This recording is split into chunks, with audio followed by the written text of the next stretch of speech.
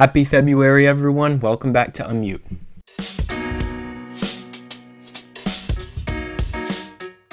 So as I'm sure you've known, we had a pretty bad winter storm that blew through the United States recently. Maybe you got some snow, maybe you didn't. We got a little bit. But I want to talk about another winter storm, or what shall we say, ice storm that's been happening in Minnesota. And by ice, I don't mean the cool thing that you put in sweet tea, but I mean immigration, customs, and enforcement. There's been 2 fatal shootings by ICE having to do with protesters and people trying to block ICE from doing their jobs. And I want to go and review some of the main ICE incidents that has been happening, and they've all been ironically in Minnesota, and we'll talk about a possible connection later.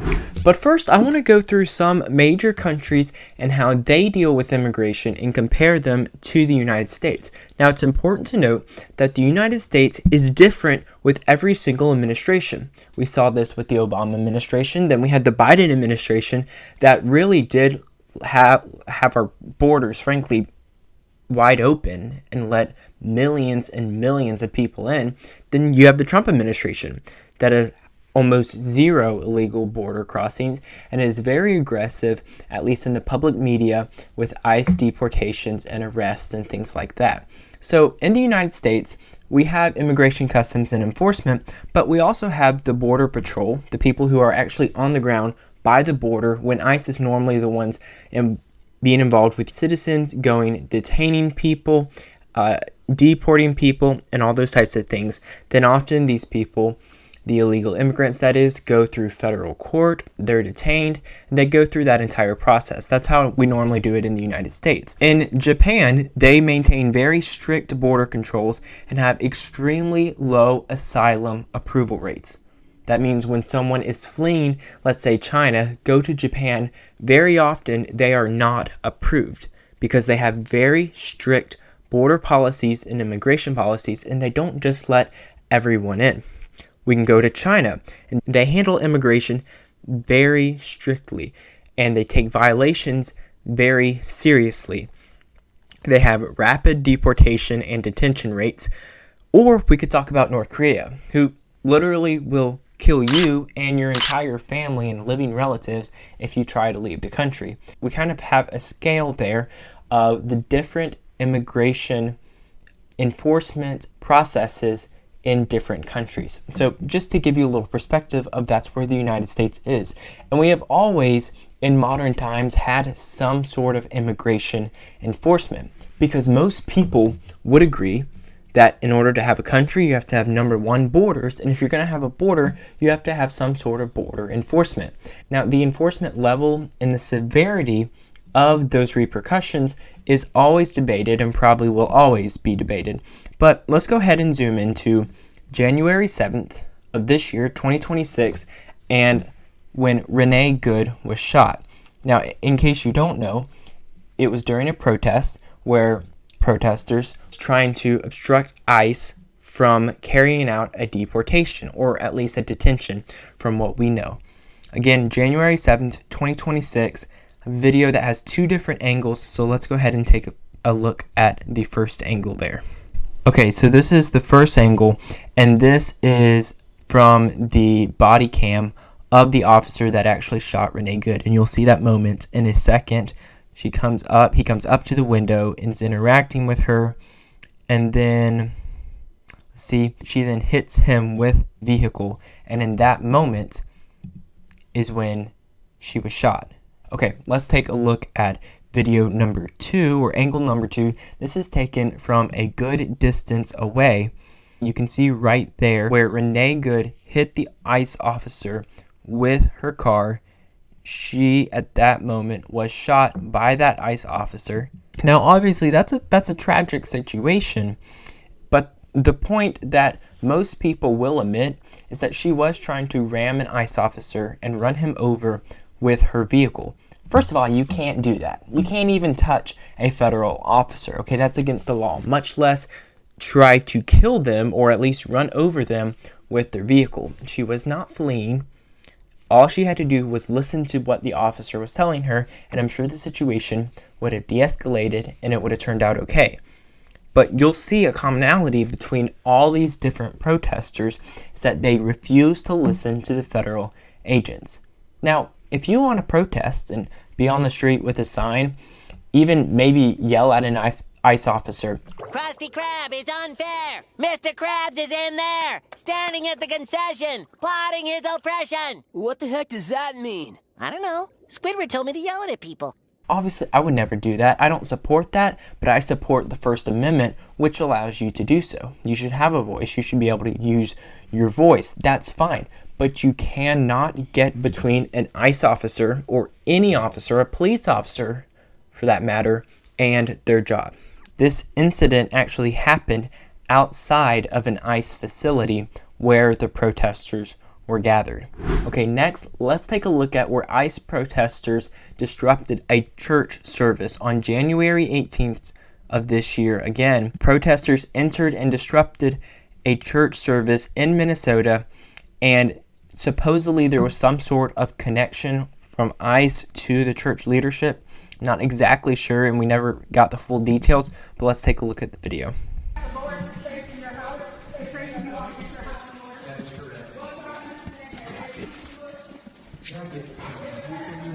Okay, so you see here the protesters marching in to the church. Let's keep going.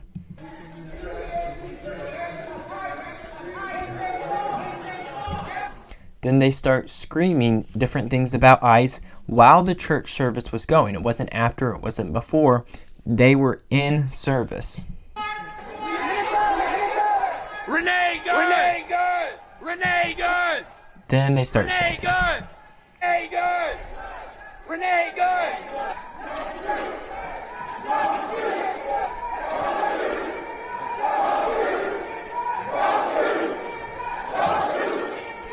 Then the protesters fill the aisles, put their hands up, and start chanting, "Don't shoot," obviously in reference, as they're chanting, to Renee Good. And I think this is absolutely disgusting, because you come interrupt a church service and then turn around and say, "Oh, we're not a threat. Don't shoot. Look, I'm innocent. I got my hands up." You just disrupted a church service. Now, I'm not saying they should all be shot, but it's so ironic that they would come in, intentionally interrupt the service, then put their hands up and act innocent and say, "Don't shoot."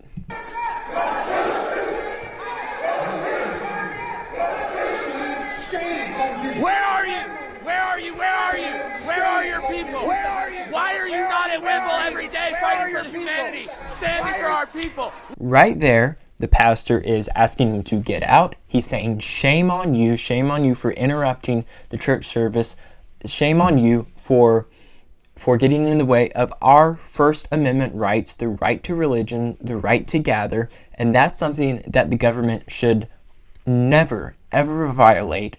And as it's so misused of separation of church and state, which is never even in our founding documents, I'm sure this is what every one of these protesters would ever say if we ever said, "Oh, let's put the Ten Commandments in schools." But here they are, in the name of government, obstructing a church service and preventing them from continuing their service in a house of worship. Where are you? Not at Wimble every day. You got your jewelry. You have your nice clothes. But what do you do? What do you do? You drink your coffee. You got your jewelry. You have your nice clothes. But what do you do? What do you do to stand for the Somali Latino community? All right, I want to stop here and I want to zoom in on who is, I'm assuming, this little girl's father. This little girl is completely traumatized and scared for her life at church. Once again, this is not a church shooting or any crazy thing of that matter. These are people protesting ICE in a church, traumatizing children. Look at her. If these people actually cared about children, about their mental health, about their well-being, they would not be doing this. All these comfortable white people who are living lavish, comfortable lives while children are dragged into concentration camps. You're living real life, nice lives with your lattes. Okay, first of all, he says dragged into concentration camps. Are you kidding me? That's not happening anywhere in the US. We fought a war to end that type of thing from happening. Second of all, this is something that is being pushed and pushed and pushed by the liberal media, insisting that Donald Trump, that Vance, that Tom Homan are Nazis and they're doing things that happened in Nazi Germany, which is completely not true, factually incorrect. Additionally, when Tim Walz said that children are having to be afraid like Anne Frank, that is a completely inaccurate comparison. And it's completely false, but it's that type of rhetoric pushed and shoved by the left-wing news media and by left-wing politicians that result in these type of unhinged, crazy protests happening. Why are you not Latino and Somali brothers and sisters? Why do I not see you out at Whipple every day protesting because of Jesus? Where are you? Prophet off the word? Sinners. No. Pretending to be Christian. But we know you live an easy life, don't you? A very easy life while people are starving. You are a fake Christian. Why are you not standing with your Somali and Latino community? Why do I not see you out at Whipple every day? Living real comfortable while the people starve. He wears a suit and tie, and he hangs out with Christy Null. How is that a Christian? You're supposed to accept all immigrants. All right, so what these people practically did was they threw the church members out of their own church. Ridiculous. Anyway, the worship service was interrupted. Law enforcement and the DOJ are reviewing what laws exactly were broken because it was multiple. You can talk about the right to worship. We can also talk about trespassing because they were obviously asked to leave multiple times. But we had a surprise guest at the protest. Guess who it is? John Lemon. That's right, John Lemon, the former CNN host, was actually at the protest. And here's a picture of him at the protest. He was reporting, he interviewed the pastor, walked in with the protest, clearly part of the protest. He was actually arrested a few days ago. Here's his beautiful mugshot right there, John Lemon, January 30th, 2026. And then he was released on bail. And I honestly think that arrest was completely justified. In fact, I would go as far to say I think every person who stormed that church should be arrested. If one person walked into my church home and started shouting in the sermon, got in my pastor's face, and got in other people's faces, and were repeatedly asked to leave and continued to harass them and chant certain things, 100% they should be arrested and spend at least some sort of time in jail. And if a whole crowd did that, there is not one reason anyone should say not every single one of them should be arrested. Then we come to January 24th of, again, this month, and we have the shooting of Alex Petty. Now, first of all, I want to say be very careful where you watch this footage because there's a lot of different videos made from AI going around trying to incriminate law enforcement. Again, you want to make sure you have the right footage and the real footage, not something fake created by AI. So I'm going to go ahead and play this tape. Again, I want to warn you, this is very graphic content. Appeared to show Preddy with a phone in his hand in the moments before his death, attempting to come to the aid of a woman pushed to the ground by federal agents. An agent pepper sprays him before Preddy is brought to the ground. Some of the video shows an agent appearing to reach into the skirmish and remove a gun that looked like Preddy's. So right before they spray him, you can see that he's trying to, you would assume, help this woman in that brown leather coat who had been, I think she was originally knocked over. I'm not sure if it was ice. And then as ICE is trying to get them off the road, he puts his hands on the ICE officer. This was the first and major mistake that Alex Petty made in this situation. You never put the hands on an officer, much less an Immigration Customs and Enforcement officer. That is the moment when he was then sprayed by the ICE officer right there. Okay? Now, they push him to the side of the street, but in a moment, you'll see him grab the lady that he was, as the media says, helping, and then brings her back onto the street to try to get her back involved in stopping ICE. So I don't really count it as him helping her because he was trying to back her in when they were simply trying to move them out of the way of the ICE vehicle or whatever vehicle was trying to get through on the road. That's what they were trying to stop. And Alex Petty was continually pulling that lady back, trying to get her on the road. And that's where the struggle started with law enforcement. All right, then you can see law enforcement crowd around them, and then it becomes very unclear. But the ICE officer right there in the gray jacket and blue jeans is the one who takes the gun off of Alex Petty's back. Again, that's an important note. Alex Petty was carrying a loaded gun with, I even believe, an extra magazine to this protest. Not illegal, but some might say suspicious. He disarms Alex Petty, takes the gun. Right when he picks up the gun, we hear the first shot fired by one of the officers, and then multiple shots were fired. I think almost 10 shots actually were fired in this situation. Alex Petty was shot multiple times. Now, there's a lot of questions, and they're still releasing different video angles of this, body cams from the officers, all these things. So I don't think it's fair to come to a definite conclusion right yet, but we obviously can see that Alex Petty was being confrontational with these ICE officers. He was, again, stopping them from doing their job. And what ICE was actually doing in the situation, they were arresting an illegal who actually had convictions of domestic abuse with intent to cause bodily harm. And they were doing this at the donut shop where the shooting happened. So again, when you see all these protests and stuff and them trying to block ICE, a lot of times ICE is arresting people with serious warrants, with serious convictions, like this one had convictions of domestic abuse with intent to cause bodily harm. That's who ICE was coming to arrest, not some poor person who happened to be illegal or didn't get their papers straight, because that's exactly what the Democrats would like you to believe. It's also very important to point out that during all these protests and when they are trying to stop the officers from making the arrest, they are blowing whistles, honking horns, and yelling certain words at the ICE officers, and then expect them to react cool as a cucumber and not make one mistake during these arrests or anything like that, which is simply not going to happen. All right, so as a recap, early in the video, you see him in the road blocking law enforcement, then agitating law enforcement. Then ICE is trying to remove them from off the road. He's resisting, and he's putting his hands on law enforcement. Now, whether this was a justified shooting and they had to shoot him multiple times, I'm not sure of. I know these ICE officers are trying to make an arrest and they had multiple people trying to stop them. And that's a very important note, that this isn't just one person trying to stop ICE. This is an extremely organized and careful effort to stop ICE and to get them out of Minnesota.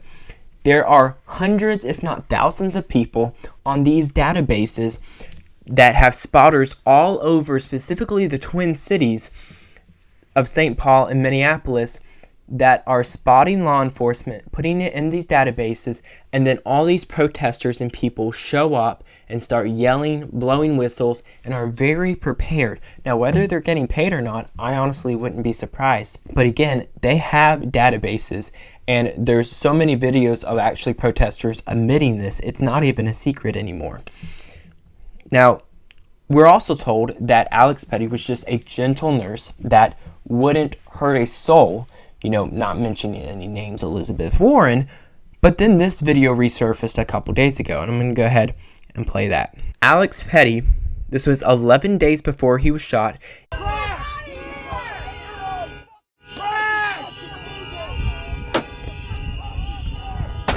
Before the officer closed his door, he spat on the officer or spat on the vehicle.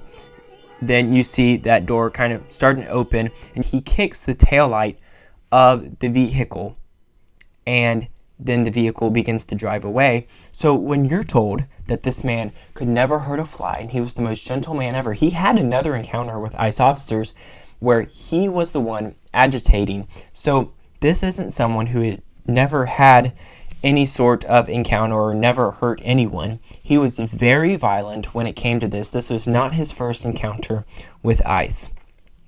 So as a side note, again, like I talked about earlier, protesters have actually admitted they have databases that they all share. Let's play this clip. Because you need to go. Confirmed ICE. Get the Confirmed ICE through who? We're American citizens. We're not ICE. These are the people that you're abducting. Get out. Please go. Because they've been following us. for over an hour.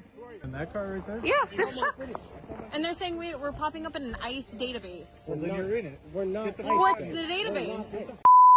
We look like ice now. And they simply said, no, we're not. There's obviously a mistake in your database, which number one tells me it's not an official database. Number two, even if it was, they shouldn't have access to an official ICE database. And number three, have some sort of private database that they all share to find certain ICE vehicles and ICE officers to try to stop them from making these deportations. So if you needed it, there's your proof. Now, I had just gotten home from Target a couple days ago and opened my phone, and I was pretty surprised to see this video pop up, and it was ICE protests in Targets were actually coming into these Targets, making these frankly ridiculous protests. Let's go ahead and watch them. This is the first video right here. No, because we're not actually going to buy all of this. We just loaded up our carts. We're protesting shop administration. This. Attention, Target shoppers. 2 o'clock now. We're going to walk out as part of the Free America walkout. We walk away from fascism. We walk towards a free America. We fight for a future that belongs to all of us. Everybody in, nobody out. Everybody should walk out, including the workers. Everybody walk out. Everybody walk out. We're going to make a difference in this world because we're going to prove to Target, of all companies, that we shouldn't have ICE in this world. That it's fascism. Okay. All right. Number 2. Roll it. Hey folks, I want people to see this live video. We are at the Target in Edina. We've got to have about 70 people in line here. Everybody bought salt and they're returning it. Why? Because we are asking that Target step up as a corporation of moral courage in this critical moment in our country. ICE is being... Okay, this one might be the funniest one of all, and then lastly we'll go to the cringiest one of all. But what these people did was they bought salt, and I'm assuming it's a joke because, you know, salt melts ice, ha ha ha. And then they're all returning this salt to Target to make some sort of statement, but I think really all they got was a lot of laughs on Instagram. You've got to be joking. Alright, clip number 3. They actually should try out because they're pretty good here. You'll see what I'm saying. We can stay here all day. We shall not be moved, just like a tree that's planted by the water. We shall not be moved. We are shopping elsewhere. We are shopping elsewhere. We shall not be moved. We are... Oh, y'all,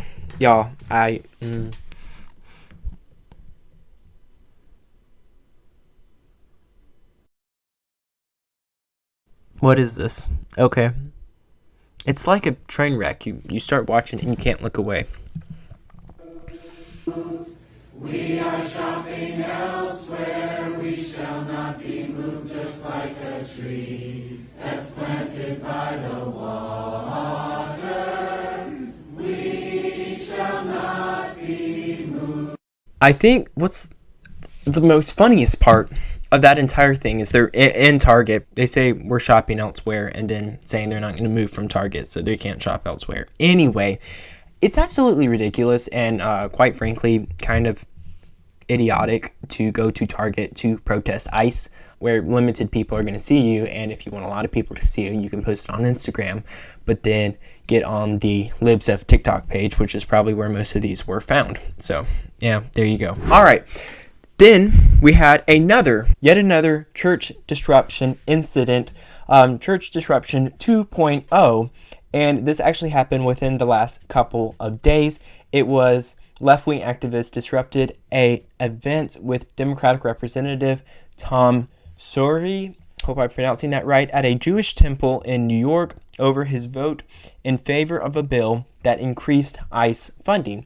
So here you go again, they're coming into another place of worship. You're gonna touch me, Alex Preddy, Renee Good, Keith Porter, Parody Law. These people were killed by ICE this month. And you're gonna throw me out? These people, 9 people were killed by ICE this month, and you're throwing me out while I'm reading their names? How dare you? Thank you.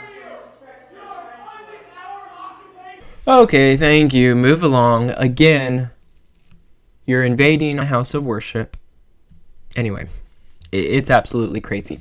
And I think the thing that kind of upsets me most about this is this all of this could have been prevented by Minnesota actually using their law enforcement. What do I mean by this? It is not ICE's job to try to protect themselves from protests. They're just supposed to go calmly to a place of work, to maybe even a college or a school or a house, and carry out a deportation. They're not supposed to have major protests and people getting in their way trying to prevent them. And if that does happen, who is supposed to help? It should be the Minnesota State Police. And Brian Callahan actually brought up a good point about this. He said it's not an ICE problem, it's a Minnesota problem. Because ICE is carrying out deportations in every state in America, or almost every state in America. They've done it in my home state. We haven't had crazy incidences like this and people getting shot. It's all been happening in Minnesota. It's not ICE's fault, it's Minnesota. And actually, finally, after the phone call that Tim Walz had with Donald Trump, the state police were deployed. And so hopefully that calms the situation. But again, the left treats these people like innocent babies. And this went all the way back to one of the first big deportation crazy protest things. That was Kilmer Garcia, who abused his wife, he abused his kids, and he was here illegally, and he was going to be deported. And the left put him on this pedestal like an angel to be worshipped. And it's the same thing with Renee Good, who tried to run over an officer with her vehicle. It's so important that we keep in mind that this isn't something that President Trump came up with a week ago. Number one, he ran on this. He has Tom Homan, who is one of the best people in the nation, if not in the world, for this job, who is enforcing U.S. immigration law. 8 U.S. Code 1324 says you cannot obstruct immigration enforcement. 18 U.S. Code 111 says you can't have physical contact with an officer. If you're violating those, you're violating U.S. federal law. It really is as simple as that. And speaking of Tom Homan, I'm going to give you a little fact in case you haven't seen it that you might not know. Tom Homan actually won an award for carrying out so many deportations. That's right. He won an award for this. And you say, oh, I didn't see Trump give him that award. Trump didn't give it to him. Obama did. Here's your picture. Right here in the picture, you see Obama awarding Tom Homan with the Presidential Rank Award for Distinguished Service, and that was given to him in 2015. So it's an interesting comparison because the 2012 Obama administration had 409,000 deportations. 409,000 deportations. And Obama and the Democrats, a majority of them, were fully behind this because it was common sense immigration enforcement, gave him an award. Donald Trump hired the exact same guy and had 290,000 deportations, about 3/4 of what Obama had. And we have protests all over America over this, and Tom Homan called every name in the book. When this is the exact same guy that Democrats absolutely loved a little over 10 years ago. Obama and Trump hired the exact same guy. Democrats were satisfied then with Obama and praised Obama every day, but now they're mad at Trump, who hired the same guy. I think at the end of the day, it's very easy to lose sight over why exactly we have to take immigration and our border so serious. And maybe at times to you, it does seem a little too far. But I want to share a video that the White House put out of this is our why. This is why we're doing it. We have to remember this why every time you see someone get deported, but we have lost so many Americans who didn't do a single thing wrong or to deserve their life being ended, due to an overrun border, largely by the Biden administration and past administrations, where we let criminals flood our country. And the Trump administration is refusing to ignore this issue and refuse to let it happen again. So we're going to end on this video. Nobody ever wants to see their child in a bathtub the way I found her. Two beautiful kids in California, Anya Varfolomeev and Nikolai Osokin, were killed by an illegal alien in a DUI crash. Now, the illegal alien was indicted, but in 2025, because of California's criminal protecting state sentencing laws, the illegal alien who killed those two teenagers was scheduled for early release. It's been hard. It's been hard.